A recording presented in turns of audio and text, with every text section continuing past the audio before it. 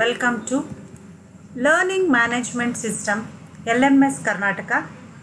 I am Shaila V, Assistant Professor, Department of History, Government First Grade College, Doddaballapura. ಇಂದಿನ ಸೆಷನ್ನಲ್ಲಿ ನಾವು third year B ಎನ history paper 6A history of modern Europe up to 1945 ಅನ್ನುವಂತಹ ಒಂದು ಪೇಪರ್ನ ಬಗ್ಗೆ ನಾವು ಈ ವಿಡಿಯೋವನ್ನು ನೋಡ್ತೀವಿ. ಇದು 5ನೇ ಸೆಮಿಸ್ಟರ್ನ ಮೊದಲ ಸೆಷನ್ ಆಗಿದೆ. ಇದು history of modern Europe up to 1945 introduction. ಈ ಒಂದು ಟಾಪಿಕ್ನ ಬಗ್ಗೆ ಈ ಒಂದು ವಿಡಿಯೋದಲ್ಲಿ ನಾನು ಡಿಸ್ಕಸ್ ಮಾಡೋದಕ್ಕೆ ಇಷ್ಟಪಡ್ತೇನೆ. ಹಿಸ್ಟ್ರಿ ಆಫ್ ಮಾಡರ್ನ್ ಯುರೋಪ್ ಈ ಒಂದು ಪೇಪರ್ನ ಇಂಟ್ರೊಡಕ್ಟರಿ ನೋಟ್ ಆಗಿ ನಾವು ನೋಡೋದಾದರೆ, ಯುರೋಪ್ನ ಇತಿಹಾಸವನ್ನು ಒಂದು ಅಧ್ಯಯನದ ದೃಷ್ಟಿಕೋನದಿಂದ 4 ಕಾಲಘಟ್ಟಗಳಾಗಿ ನಾವು ವಿಂಗಡಿಸಬಹುದು. ಅವುಗಳೆಂದರೆ ಪ್ರಾಚೀನ ಒಂದು ಯುಗದ ಯುರೋಪ್ನ ಇತಿಹಾಸ, ಮಧ್ಯಕಾಲೀನ ಯುರೋಪ್ ಇತಿಹಾಸ, ಆಧುನಿಕ ಯುರೋಪ್ ಇತಿಹಾಸ ಮತ್ತು ಸಮಕಾಲೀನ ಯುರೋಪ್ನ ಇತಿಹಾಸ. ಒಂದು ಪ್ರಾಚೀನ ಯುರೋಪ್ನ ಇತಿಹಾಸ ಅಂದರೆ ancient period of Europe goes back to 5th century, 5th ಅಂದರೆ 5000 BCಯಿಂದ 476 CE ಹಬ್ಬಿದೆ. ಕೆಲವೊಮ್ಮೆ ಇತಿಹಾಸಕಾರರು ಇದು 3000ದಿಂದ 476 CE ಹಬ್ಬಿದೆ ಅಂತ ಹೇಳ್ತಾರೆ. ಇಲ್ಲಿ BCE ಮತ್ತು CE ಅನ್ನುವಂತಹ ಒಂದು ಕಾನ್ಸೆಪ್ಟ್ಗಳ ಬಗ್ಗೆ ಅರಿವಿರಬೇಕಾಗತ್ತೆ. BCE ಅಂದರೆ ಬಿಫೋರ್ ಕಾಮನ್ ಎರಾ ಮತ್ತು CE ಅಂದರೆ ಕಾಮನ್ ಎರಾ. ಈ ಹಿಂದೆ BCEಯನ್ನು ಸಾಮಾನ್ಯ ಶಕಪೂರ್ವ ಅಥವಾ ಕ್ರಿಸ್ತಪೂರ್ವ ಅನ್ನುವಂತಹ ಪದಗಳನ್ನು ಬಳಸ್ತಾ ಇದ್ರು. ಈಗ ಸಾಮಾನ್ಯ ಶಕಪೂರ್ವ ಅಂತ ಬಳಸಿ. ಈ ಕ್ರಿಸ್ತಪೂರ್ವ ಅನ್ನುವಂತಹ ಇದನ್ನು ಕೇವಲ ಒಂದು ಧರ್ಮಕ್ಕೆ ಸೀಮಿತವಾಗಿ ಬಳಸಲಾಗ್ತಾ ಇದೆ. ಹಾಗಾಗಿ ಪ್ರಪಂಚದಾದ್ಯಂತ ಈ ಒಂದು ಕ್ಯಾಲೆಂಡರ್ ಸಿಸ್ಟಮನ್ನು ಬಳಸ್ತಾ ಇರೋದ್ರಿಂದ, ಸಾಮಾನ್ಯವಾಗಿ ಎಲ್ಲರೂ ಬಳಸ್ತಾ ಇರೋದ್ರಿಂದ, ಧರ್ಮಾತೀತವಾಗಿ ಎಲ್ಲ ಪ್ರದೇಶದ ಜನರು ಪ್ರಪಂಚದಾದ್ಯಂತ ಬಳಸ್ತಿರೋದ್ರಿಂದ ಇದು ಕ್ರಿಶ್ಚಿಯನ್ ಎರಾ ಆಗಬಾರ್ದು, ಕಾಮನ್ ಎರಾ ಆಗಬೇಕು ಅಂತ ಹೇಳಿ CE ಕಾಮನ್ ಎರಾ ಮತ್ತು BCE ಅನ್ನುವಂಥ ಪದಗಳನ್ನು ಬಳಸಲಾಗುತ್ತೆ. ಈಗ ಸರ್ವೇ ಸಾಮಾನ್ಯವಾಗಿ ಸಾಮಾನ್ಯ ಶಕ ಪೂರ್ವ ಮತ್ತು ಸಾಮಾನ್ಯ ಶಕ ಅನ್ನುವಂತಹ ಪದಗಳ ಬಳಕೆ ಇದೆ. ಸೊ ಇಲ್ಲಿ ancient period of Europe goes back to 3000 BCE. 476ರವರೆಗೂ ಕೂಡ ಸಾಮಾನ್ಯ ಶಕ 476ರವರೆಗೂ ಕೂಡ ಇದು 5ನೇ ಶತಮಾನದವರೆಗೆ ಇದು ಹರಡ್ಕೊಂಡಿದೆ. ಈ ಒಂದು ಮಿಡಿವಲ್ ಪೀರಿಯಡ್ ಅಥವಾ ಮಧ್ಯಕಾಲೀನ ಯುರೋಪ್ನ ಇತಿಹಾಸ ಸಾಮಾನ್ಯ ಶಕ 476ರಿಂದ ಸಾಮಾನ್ಯ ಶಕ 1453ರವರೆಗೂ ಒಂದು ಈ ಕಾಲಘಟ್ಟವನ್ನಾಗಿ ವಿಂಗಡಿಸಲಾಗಿದೆ. ಇಲ್ಲಿ ಈ ಮಧ್ಯಕಾಲೀನ ಯುರೋಪಿನ ಒಂದು ಇತಿಹಾಸದ ನಂತರ ಬರುವಂಥದ್ದೇ ಮಾಡರ್ನ್ ಪೀರಿಯಡ್ ಆಫ್ ಯುರೋಪ್. ಇಲ್ಲಿ ಆಧುನಿಕ ಯುರೋಪ್ ಇತಿಹಾಸ ಕಾಲವನ್ನು 15ನೇ ಶತಮಾನದಿಂದ 20ನೇ ಶತಮಾನದ ಮಧ್ಯಕಾಲದವರೆಗೆ ಗುರುತಿಸಲಾಗಿದೆ. ಇಲ್ಲಿ ಸಾಮಾನ್ಯ ಶಕ 1453 ಪ್ರಮುಖವಾದಂಥ ಒಂದು ಕಾಲಘಟ್ಟವಾಗಿ ತೆಗೆದುಕೊಂಡಿದ್ದೀವಿ. ಮಾಡರ್ನ್ ಪೀರಿಯಡಲ್ಲಿ ಇತಿಹಾಸಕಾರರು ಅಂದರೆ ಬಹಳ ಮುಖ್ಯವಾದಂಥ ಒಂದು ಘಟ್ಟ ಅಂತ ಪರಿಗಣಿಸಿದ್ದಾರೆ. 1945ರವರೆಗೂ ಕೂಡ ಇದು ಹಡ್ಕೊಂಡಿದೆ. ಇದು ಯಾಕೆ ಅನ್ನೋದನ್ನು ನಾವು ಮುಂದಿನ ಒಂದು ನಿಮಿಷಗಳಲ್ಲಿ ಅರಿತಾ ಹೋಗ್ತೀವಿ. ಯಾಕೆ ಈ ಒಂದು ವರ್ಷವನ್ನೇ ಕಾಲಘಟ್ಟಗಳಿಗೆ ಒಂದು ಪ್ರಮುಖವಾದಂತಹ ಒಂದು ಮಾರ್ಕ್ ಅಂತ ಹೇಳ್ಬಿಟ್ಟು ತಿಳ್ಕೊಬೇಕಾಗುತ್ತೆ. Next contemporary period. ಈ ಒಂದು ಕಂಟೆಂಪ್ರರಿ ವರ್ಲ್ಡ್ ಆಧುನಿಕೋತ್ತರ ಅಂತ, ಆಧುನಿಕ ಮಾಡರ್ನ್ ಪೀರಿಯಡ್, ಆಧುನಿಕೋತ್ತರ ಕಂಟೆಂಪ್ರರಿ ಪೀರಿಯಡ್ ಅಂತ. ಕಂಟೆಂಪ್ರರಿ ಅಂದರೆ ಸಮಕಾಲೀನ ಒಂದು ಪೀರಿಯಡ್ ಅಥವಾ ಸಮಕಾಲೀನ ಜಗತ್ತು ಅಂತ ಕೂಡ ಕರೀತಾರೆ. After the second world war 1945ರಲ್ಲಿ ಈ ಎರಡನೇ ಮಹಾಯುದ್ಧ ಅಥವಾ ಜಾಗತಿಕ ಯುದ್ಧ ಅಥವಾ ದ್ವಿತೀಯ ಪ್ರಪಂಚ ಯುದ್ಧ ಅಂತ ಕರೆಸಿಕೊಳ್ಳುವಂತಹ ಈ 1939ರಿಂದ 45ರವರೆಗೂ ನಡೆದಂತಹ ಯುದ್ಧ 45ರಲ್ಲಿ ಅಂತ್ಯ ಆಯಿತು. ಸೊ ಆ ಒಂದು ದ್ವಿತೀಯ ಮಹಾಯುದ್ಧದ ನಂತರದ ಕಾಲಘಟ್ಟವನ್ನು ಇಲ್ಲಿಯವರೆಗೂ ಕೂಡ ಕಂಟೆಂಪ್ರರಿ ಪೀರಿಯಡ್ ಅಥವಾ ಸಮಕಾಲೀನ ಒಂದು ಕಾಲಘಟ್ಟ ಅಥವಾ ಸಮಕಾಲೀನ ಇತಿಹಾಸದ ಯುಗ ಅಂತ. ಇದು ಯುರೋಪ್ಗೆ ಮಾತ್ರ ಸೀಮಿತ ಅಲ್ಲ, ಪ್ರಪಂಚದಾದ್ಯಂತ ಈ ಕಂಟೆಂಪ್ರರಿ ಪೀರಿಯಡ್ ಕಾಮನ್ ಆಗಿದೆ. ಬಟ್ ಈ ಕಾಲಘಟ್ಟಗಳು ಏನ್ಷಿಯಂಟ್, ಮಿಡಿವಲ್, ಮಾಡರ್ನ್ ಏನಿದೆ ಆ ಕಾಲಘಟ್ಟಗಳು ಯುರೋಪ್ಗೆ ಪ್ರತ್ಯೇಕವಾಗಿದೆ ಮತ್ತು ಭಾರತದ ಇತಿಹಾಸಕ್ಕೂ ಪ್ರತ್ಯೇಕವಾಗಿದೆ. ಅವುಗಳನ್ನು ನಾವು ಭಾರತದ ಇತಿಹಾಸವನ್ನು ಅಧ್ಯಯನ ಮಾಡಬೇಕಾದ್ರೆ ನಾವು ನೋಡ್ತೀವಿ. ಹೀಗಾಗಿ ಆಧುನಿಕ ಯುರೋಪ್ ಇತಿಹಾಸ ಕಾಲ 15ನೇ ಶತಮಾನದಿಂದ 20ನೇ ಶತಮಾನದ ಮಧ್ಯಕಾಲದವರೆಗೆ ಗುರುತಿಸಲಾಗಿದೆ ಮತ್ತು ಈ ಒಂದು ಪೀರಿಯಡನ್ನು ಮಾತ್ರ ನಾವು ಈ ಒಂದು ಪೇಪರಲ್ಲಿ ಡಿಸ್ಕಸ್ ಮಾಡ್ತೀವಿ. ಅಂದರೆ 1453ರಿಂದ 1945ರವರೆಗಿನ ಒಂದು ಕಾಲಘಟ್ಟವನ್ನು ಮಾತ್ರ ನಾವು ಈ ಒಂದು ಪೇಪರಲ್ಲಿ ಡಿಸ್ಕಸ್ ಮಾಡ್ತೀವಿ. ಆಧುನಿಕ ಯುರೋಪ್ನ ಇತಿಹಾಸದ ಒಂದು ಆರಂಭಿಕ ಕಾಲಘಟ್ಟವನ್ನು ಹಲವಾರು ಚಳುವಳಿಗಳ ಒಂದು ಆರಂಭದ ಮೂಲಕ ಗುರುತಿಸಲಾಗಿದೆ.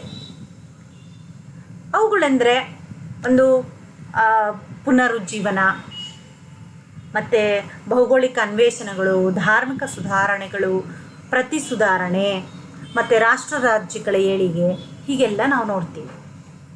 ಇಲ್ಲಿ ಹಿಸ್ಟ್ರಿ ಆಫ್ ಮಾಡರ್ನ್ ಯುರೋಪ್ಗಿಂತ ಹಾಗಾದರೆ ಹಿಂದೆ ಇದ್ದಂತಹ ಒಂದು ಪರಿಸ್ಥಿತಿಗಳು ಏನು ಯುರೋಪ್ನಲ್ಲಿ? ಆಧುನಿಕ ಯುರೋಪ್ಗಿಂತ ಹಿಂದೆ ಏನ್ಷಿಯಂಟ್ ಮತ್ತು ಮಿಡಿವಲ್ ಪೀರಿಯಡಲ್ಲಿ ಯುರೋಪ್ ಹೇಗಿತ್ತು ಅನ್ನೋದನ್ನು ನಾವು ನೋಡಬೇಕಾಗುತ್ತೆ. ಇಲ್ಲಿ ಪುನರುಜ್ಜೀವನ ಆಧುನಿಕ ಯುಗದ ಆರಂಭದಲ್ಲಿ ಬಂದಂತಹ ಒಂದು ಮುಖ್ಯವಾದಂತಹ ಒಂದು ಚಳುವಳಿ ಅಂತ ನಾವು ನೋಡ್ತೀವಿ. ಹಾಗಾದರೆ ಹಿಂದೆ ಹೇಗಿತ್ತು ಅಂದರೆ ಏನ್ಷಿಯಂಟ್ ಪೀರಿಯಡ್ ಆಫ್ ಯುರೋಪಿಯನ್ ಹಿಸ್ಟ್ರಿಯನ್ನು ನೋಡೋದಾದರೆ ನಾವು it was A golden age, ಒಂದು ಕ್ಲಾಸಿಕಲ್ ಏಜ್ ಅಂತ ಕರೀತಾರೆ. ಅದನ್ನು ಸುವರ್ಣ ಯುಗ ಅಂತ ಕೂಡ ಕರೀತಾರೆ. ಇದರಲ್ಲಿ ಪೆರಿಕ್ಲೇಸ್ ಮತ್ತು ಹಲವಾರು ಪ್ರಮುಖವಾದಂತಹ ರಾಜರುಗಳು ಆಳ್ವಿಕೆಯನ್ನು ನಡೆಸ್ತಾರೆ. ನಾವು ಹಿಂದಿನ ತರಗತಿಗಳಲ್ಲಿ ನಾವು ನೋಡಿದ್ದೀವಿ ಹೇಗೆ ಹಲವಾರು ಕೊಡುಗೆಗಳನ್ನು ಸಾಹಿತ್ಯಕ್ಕೆ, ಇತಿಹಾಸಕ್ಕೆ, ವಿಜ್ಞಾನಕ್ಕೆ ಮತ್ತು ಮೆಡಿಸಿನ್ ಮತ್ತು ಡ್ರಾಮಾ, ಆರ್ಟ್, ಆರ್ಕಿಟೆಕ್ಚರ್ ಇವುಗಳಿಗೆಲ್ಲನೂ ಕೂಡ ಕಲೆ, ವಾಸ್ತುಶಿಲ್ಪ, ನಾಟಕ ಮತ್ತು ವೈದ್ಯಶಾಸ್ತ್ರ ಹೀಗೆ ವೈಡ್ ರೇಂಜ್ ಆಫ್ ಫೀಲ್ಡ್ಸ್ಗೆ ಈ ಕ್ಲಾಸಿಕಲ್ ಏಜ್ ಆಫ್ ಗ್ರೀಕ್ಸ್ ಕೊಟ್ಟರು. ಸೊ ಈ ಕ್ಲಾಸಿಕಲ್ ಏಜ್ನ ಒಂದು ಅಂತ್ಯದ ನಂತರ ನಾವು ನೋಡೋದು ರೋಮನ್ ಎಂಪೈರ್ನ ಕೊಡುಗೆಗಳು, ರೋಮನ್ ಸಿವಿಲೈಸೇಷನ್ನ ಒಂದು ಕೊಡುಗೆಗಳನ್ನು ನಾವು ನೋಡ್ತೀವಿ. ಅಪಾರವಾದಂಥ ಕೊಡುಗೆಗಳು ಸಾಹಿತ್ಯ, ಕಲೆ ಮತ್ತು ವಾಸ್ತುಶಿಲ್ಪದಲ್ಲಿ. ಗ್ರೀಕ್ ನಗರ ರಾಜ್ಯಗಳು, ಪ್ರಜಾಪ್ರಭುತ್ವ, ಈ ಥರ ಟರ್ಮ್ಸನ್ನು ನಾವು ಪ್ರಾಚೀನ ಒಂದು ಯುರೋಪ್ನ ಇತಿಹಾಸದಲ್ಲಿ ನಾವು ನೋಡ್ತೀವಿ. ಜವಾಹರ್ಲಾಲ್ ನೆಹರು ಅವರು ಹೇಳ್ತಾರೆ, ಆಧುನಿಕ ಯುರೋಪ್ ಪ್ರಾಚೀನ ಗ್ರೀಸ್ನ ಕೂಸು ಅಂತ. ಅಂದರೆ ಪ್ರಾಚೀನ ಗ್ರೀಸ್ನಲ್ಲಿ ಏನೇನಾಯಿತು ಎಲ್ಲವುಗಳು ಕೂಡ ಯುರೋಪ್ನ ಮೇಲೆ, ಎಂಟೈರ್ ಯುರೋಪ್, ಬರೀ ಗ್ರೀಸ್ ಒಂದು ದೇಶ, ಬಟ್ ಎಂಟೈರ್ ಯುರೋಪ್ನ ಮೇಲೆ ಅದರ ಪ್ರಭಾವವನ್ನು ಬೀರ್ತು ಹಲವಾರು ಅಂಶಗಳನ್ನು ಅದು ಎರವಲು ಪಡೆಯಿತು ಯುರೋಪ್. ಅದರಲ್ಲಿ ನಾವು ನೋಡ್ತೀವಿ ಲ್ಯಾಂಗ್ವೇಜ್ ಇರ್ಬೋದು, ಗ್ರೀಕ್ ಮತ್ತು ಲ್ಯಾಟಿನಿಂದನೇ ಹಲವಾರು ಪದಗಳ ಉಗಮ ಆಗಿರೋದು. ಎಟಿಮಾಲಜಿಯನ್ನು ನಾವು ನೋಡೋದಾದರೆ, ಒಂದು ಪದಗಳ ಉತ್ಪತ್ತಿಯನ್ನು ನಾವು ನೋಡೋದಾದರೆ ನಾವು ಗ್ರೀಕ್ ಮತ್ತು ರೋಮನ್ ನಾಗರಿಕತೆಗಳ ಕೊಡುಗೆಗಳಲ್ಲಿ ನಾವು ನೋಡ್ತೀವಿ. ಆ ಗ್ರೀಕ್ ಮತ್ತು ಲ್ಯಾಟಿನ್, ರೋಮನ್ರ ಭಾಷೆ ಲ್ಯಾಟಿನ್.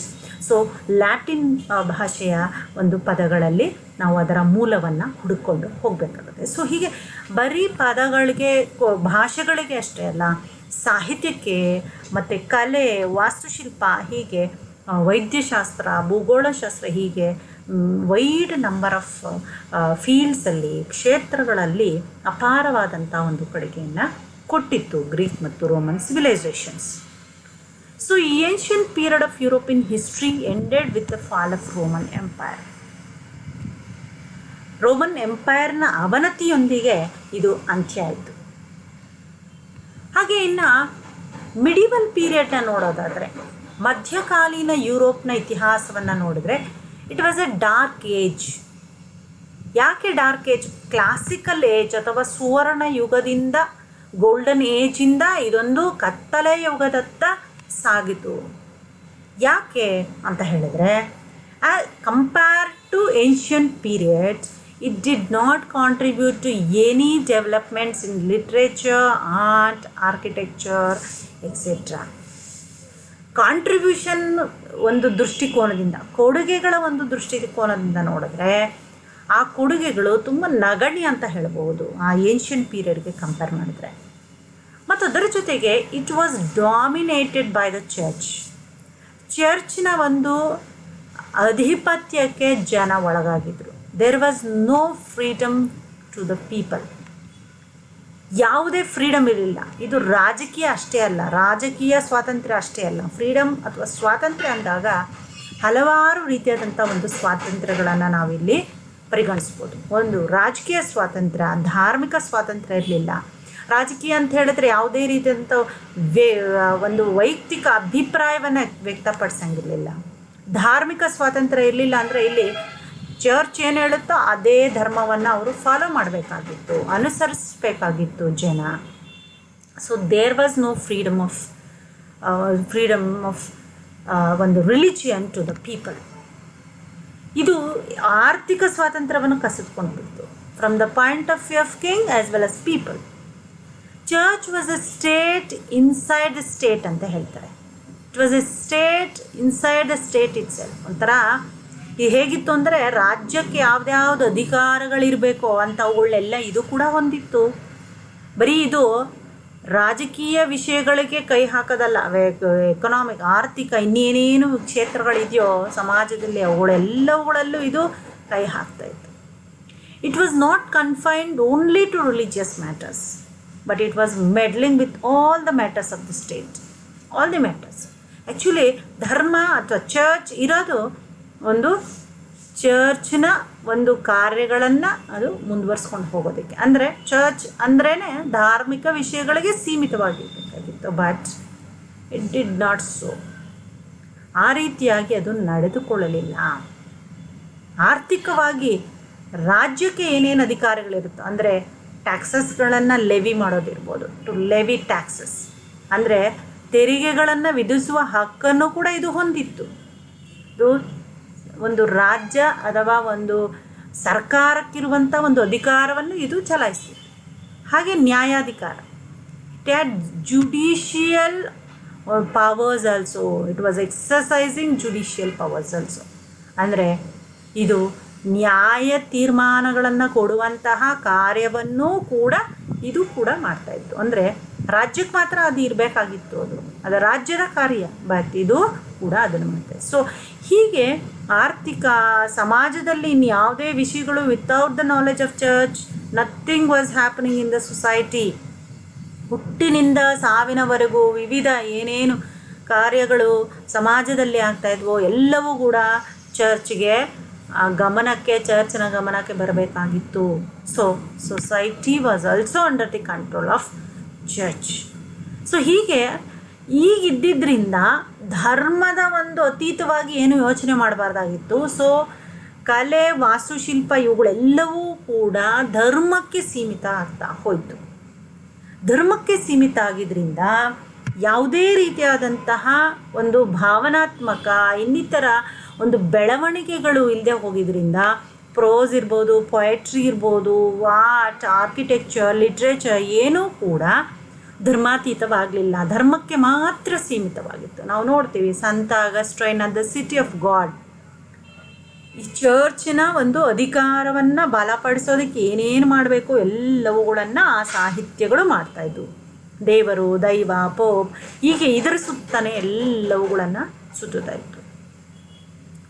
ಸೊ ಹಾಗಾಗಿ ಈ ಮಾಡ್ರನ್ ಒಂದು ಯುಗ ಅಥವಾ ಆಧುನಿಕ ಯುಗದತ್ತ ಒಂದು ಬೆಳವಣಿಗೆ ಆದರೆ ಹಲವಾರು ರೀತಿಯಾದಂಥ ಒಂದು ಕ್ರಾಂತಿಕಾರಕ ಬದಲಾವಣೆಗಳು ಒಂದು ಉಂಟಾಗ್ತವೆ. ಸೊ ದಿಸ್ ಈ medieval period of Europe ended with the capture of Constantinople by Ottoman Turks in 1453 CE. ಈ ಕಾನ್ಸ್ಟಾಂಟಿನೋಪಲ್ ಅನ್ನುವಂಥ ಒಂದು ನಗರವನ್ನು ಆಟೋಮನ್ ಟರ್ಕರು 1453ರಲ್ಲಿ ಒಂದು ವಶಪಡಿಸಿಕೊಂಡ್ರು. ಈ ಬೈಜಾಂಟೈನ್ ಎಂಪೈರ್ ಅನ್ನೋದೇನಿತ್ತು, ಆ ಬೈಜಾಂಟೈನ್ ಎಂಪೈರನ್ನು ಅಂತ್ಯಪಡಿಸುವುದರೊಂದಿಗೆ ಇದು ಅಂತ್ಯ ಆಯಿತು. ಎರಡನೇ ಮಹಮ್ಮದ್ ಕಾನ್ಸ್ಟಾಂಟಿನೋಪಲನ್ನು ವಶಪಡಿಸಿಕೊಳ್ತಾನೆ. ಕಾನ್ಸ್ಟಾಂಟೈನ್ 11ನೇ ಕಾನ್ಸ್ಟಾಂಟಿನೋಪಲನ್ನು ಆಳ್ವಿಕೆ ನಡೆಸ್ತಾ ಇರ್ತಾನೆ, ಅದರ ಕೇಂದ್ರವಾಗಿ ಆಳ್ತಾ ಇರ್ತಾನೆ. ಸೊ ಹೀಗೆ ಪ್ರೆಸೆಂಟ್ ಡೇ ಇಸ್ತಾನ್ಬುಲ್ ಅಥವಾ ಕಾನ್ಸ್ಟಾಂಟಿನೋಪಲ್ ಯಾಕಷ್ಟು ಮಹತ್ವವನ್ನು ಪಡೆದಿತ್ತು ಅಂತ ಹೇಳಿದ್ರೆ, 11ನೇ ಕಾನ್ಸ್ಟಾಂಟೈನ್ ಆಳ್ವಿಕೆ ನಡೆಸ್ತಿದ್ದ ಅಥವಾ ಬೈಜಾಂಟೈನ್ ಎಂಪೈರ್ ಆಳ್ವಿಕೆ ನಡೆಸ್ತಾ ಇತ್ತು ಅನ್ನೋದಷ್ಟೇ ಅಲ್ಲದೆ ಅದೊಂದು ಕೇಂದ್ರವಾಗಿತ್ತು, ಹಲವಾರು ರೀತಿಯಲ್ಲಿ ಕೇಂದ್ರ. ಒಂದು ರಾಜಧಾನಿಯ ದೃಷ್ಟಿಯಿಂದ ಕೇಂದ್ರ, ಇನ್ನೊಂದು ಕೇಂದ್ರ ಅಂತ ಹೇಳಿದ್ರೆ ಸಾಹಿತ್ಯಿಕ ದೃಷ್ಟಿಯಿಂದ, ವಿವಿಧ ದೃಷ್ಟಿಗಳಿಂದ ಅಲ್ಲಿ ಬೇರೆ ಬೇರೆ ವಿದ್ವಾಂಸರು ಬೇರೆ ಬೇರೆ ಕ್ಷೇತ್ರಗಳಲ್ಲಿ ಪರಿಣಿತಿಯನ್ನು ಪಡೆದಂತಹ ವಿದ್ವಾಂಸರು ಬಂದು ಅಲ್ಲಿ ನೆಲೆಸಿದ್ರು. ಸೊ ಹಾಗಾಗಿ ಅದೊಂದು ರೀತಿಯಾದಂಥ ಒಂದು ಸಾಂಸ್ಕೃತಿಕ ಕೇಂದ್ರವೂ ಕೂಡ ಆಗಿತ್ತು. ರಾಜಕೀಯ ಕೇಂದ್ರ ಅಷ್ಟೇ ಅಲ್ಲದಂಗೆ ಅದು ತುಂಬನೇ ಭವ್ಯವಾದಂಥ ಒಂದು ನಗರವಾಗೂ ಇತ್ತು. Economically it was well off. So ಇಲ್ಲಿ ಬಾರ್ಬಾರಿಕ್ ಟರ್ಕ್ಸ್ ಏನೋ ಈ ಆಟೋಮನ್ ಟರ್ಕ್ರಿದ್ರು, ಅವರೊಂದು ಬರ್ಬರ ಒಂದು ಜನಾಂಗ. ಆ ಒಂದು ನಗರವನ್ನು ನಾಶ ಮಾಡಕ್ಬಿಟ್ರು, ಎಲ್ಲ ದೋಚ್ಕೊಂಡು ಹೋದರು. They plundered the city and tortured scholars who fled to Italy and other European countries, which resulted in Renaissance. ಅಲ್ಲಿದ್ದಂತಹ ಸ್ಕಾಲರ್ಸ್, ವಿದ್ವಾಂಸರೇನಿದ್ರು, ಅವರು ಆ ಹಿಂಸೆಯನ್ನು ತಾಳಲಾರದೆ ತಪ್ಪಿಸಿಕೊಳ್ಳೋದಕ್ಕೆ ಬೇರೆ ಬೇರೆ ಒಂದು ಯುರೋಪಿಯನ್ ಕಂಟ್ರೀಸ್ಗೆ ಓಡೋದ್ರು, ಅದರಲ್ಲಿ ಪ್ರಮುಖವಾಗಿ ಇಟಲಿ. ಸೊ ಅಲ್ಲಿ ಒಂದು ಓಡೋಗಿದ್ರಿಂದ ಅಲ್ಲಿ ಆಯಾ ದೇಶಗಳಲ್ಲಿ ಈ ಪುನರುಜ್ಜೀವನ ಅನ್ನೋದು ಉಂಟಾಯಿತು. ಅದರ ಜೊತೆಗೆ ಅದೊಂದು ವ್ಯಾಪಾರ ಕೇಂದ್ರವೂ ಕೂಡ ಆಗಿತ್ತು. There was a flourishing trade between east and the west through it. ಪೂರ್ವ ಮತ್ತು ಪಶ್ಚಿಮ ದೇಶಗಳ ನಡುವೆ ಸಮೃದ್ಧವಾದಂಥ ಒಂದು ವ್ಯಾಪಾರ ಅದರ ಮೂಲಕನೇ ನಡೀತಾ ಇತ್ತು. ಬೇರೆ ಮಾರ್ಗಗಳಿದ್ದರೂ ಕೂಡ ಅವು ತುಂಬ ಡಿಸ್ಟೆನ್ಸ್ ವೈಸ್ ತುಂಬ ದೂರ ಆಗ್ತಾಯಿತ್ತು. ಅದರ ಜೊತೆಗೆ ದೇ ವೇರ್ ನಾಟ್ ಸೇಫ್. ಹಾಗಾಗಿ ಅದರ ಮೂಲಕ ನಡೀತಾ ಇದ್ದಂತಹ ಒಂದು ವ್ಯಾಪಾರವನ್ನು ಇವರು ಡಿಸ್ಟರ್ಬ್ ಮಾಡಿದ್ರು. ಆಟೋಮನ್ ಟರ್ಕರು they close the land route making it inevitable for geographical discoveries. ಈ ಭೂಮಾರ್ಗವನ್ನು ಮುಚ್ಚಿದ್ರಿಂದ ಭೌಗೋಳಿಕ ಅನ್ವೇಷಣೆಗಳ ಒಂದು ಅನಿವಾರ್ಯವಾಯಿತು. ಅವರು ಅದರ ಒಂದು ಮಹತ್ವವನ್ನು ಅರಿದಂಗೆ ಅದನ್ನು ಆ ಒಂದು ಟ್ರೇಡನ್ನು ಒಂದು ನಿಲ್ಲಿಸೋದಕ್ಕೆ ಅವ್ರು ಏನು ಮಾಡ್ತಾರೆ, ಆ ಒಂದು ಮಾರ್ಗವನ್ನು ಮುಚ್ಚಿಬಿಡ್ತಾರೆ. ಕಾನ್ಸ್ಟಾಂಟಿನೋಪಲ್ನ ಮೂಲಕ ನಡೀತಾ ಇದ್ದಂತಹ ಒಂದು ವ್ಯಾಪಾರವನ್ನು. ಈ ಮಾಡರ್ನ್ ಯುರೋಪಿಯನ್ ಹಿಸ್ಟ್ರಿ ಅದರಿಂದನೇ ಬಿಗಿನ್ ಆಯಿತು. ರಿನೈಸನ್ಸಿಂದ ಆರಂಭ ಆಯಿತು.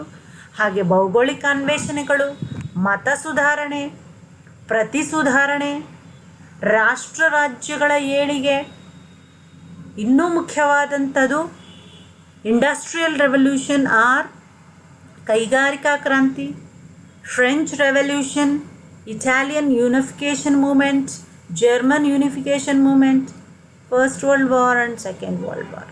ಹೀಗೆ modern European history is marked by these movements. ಒಂಥರ ಈ ಒಂದು ಪ್ರಮುಖವಾದಂತಹ ಒಂದು ಘಟನೆಗಳು ಈ ಒಂದು ಯುರೋಪ್ನ ಇತಿಹಾಸ, ಆಧುನಿಕ ಇತಿಹಾಸದಲ್ಲಿ ನಾವು ಅಧ್ಯಯನವನ್ನು ಮಾಡ್ತೀವಿ. ಜಿಯೋಗ್ರಫಿಕಲ್ ಡಿಸ್ಕವರೀಸ್ ಅಂದರೆ ಭೌಗೋಳಿಕ ಅನ್ವೇಷಣೆಗಳು, ರಿನೈಸಾನ್ಸ್ ಪುನರುಜ್ಜೀವನ, ರಿಫರ್ಮೇಷನ್ ಮತ ಸುಧಾರಣೆ, ಕೌಂಟರ್ ರೆಫರ್ಮೇಷನ್ ಪ್ರತಿ ಮತ ಸುಧಾರಣೆ ಅಥವಾ ಪ್ರತಿ ಸುಧಾರಣೆ, ರೈಸ್ ಆಫ್ ನೇಷನ್ ಸ್ಟೇಟ್ಸ್ ರಾಷ್ಟ್ರ ರಾಜ್ಯಗಳ ಏಳಿಗೆ, ಇಂಡಸ್ಟ್ರಿಯಲ್ ರೆವಲ್ಯೂಷನ್ ಅಥವಾ ಕೈಗಾರಿಕಾ ಕ್ರಾಂತಿ, ಫ್ರೆಂಚ್ ರೆವಲ್ಯೂಷನ್ ಅಥವಾ ಫ್ರಾನ್ಸ್ನ ಮಹಾಕ್ರಾಂತಿ, ಇಟಾಲಿಯನ್ ಯೂನಿಫಿಕೇಷನ್ ಮೂವ್ಮೆಂಟ್ ಇಟಲಿಯ ಏಕೀಕರಣ ಚಳುವಳಿ, ಜರ್ಮನಿಯ ಏಕೀಕರಣ ಚಳುವಳಿ, ಮೊದಲ ವಿಶ್ವಯುದ್ಧ ಮತ್ತು ಎರಡನೇ ವಿಶ್ವಯುದ್ಧ. ಹೀಗೆ ಇಟ್ ಸ್ಪ್ಯಾನ್ಸ್ ಕಂಟೆಂಪ್ರರಿ ಪೀರಿಯಡ್ ಅಂದಾಗ ನಾವು it spans from the end of second world war till present day. So contemporary period is not unique only for Europe but common to whole world is adopting the same period. So contemporary period is common to whole world. So this time period is called contemporary world. It is currently running period, covers everything happening around the world. ಹೀಗೆ ನಾವು ancient, medieval, modern ಮತ್ತು contemporary European periods ಬಗ್ಗೆ ನಾವು ಈ ಒಂದು ವಿಡಿಯೋಗಳಲ್ಲಿ ತಿಳ್ಕೊಂಡ್ವಿ. Next coming ಸೆಷನ್ಸಲ್ಲಿ ನಾವು ಈ ಒಂದು ಆಧುನಿಕ ಯುರೋಪ್ನ ಒಂದು ಪ್ರಮುಖವಾದಂತಹ ಒಂದು ಐತಿಹಾಸಿಕ ಘಟನೆಗಳ ಬಗ್ಗೆ ಅಧ್ಯಯನ ಮಾಡ್ಕೊಂಡು ಹೋಗೋಣ. ಈ ಒಂದು ಸೆಷನ್ ನಿಮಗೆಲ್ಲ ಇಷ್ಟ ಆಯಿತು ಅಂತ ಭಾವಿಸ್ತಾ ಥ್ಯಾಂಕ್ ಯು.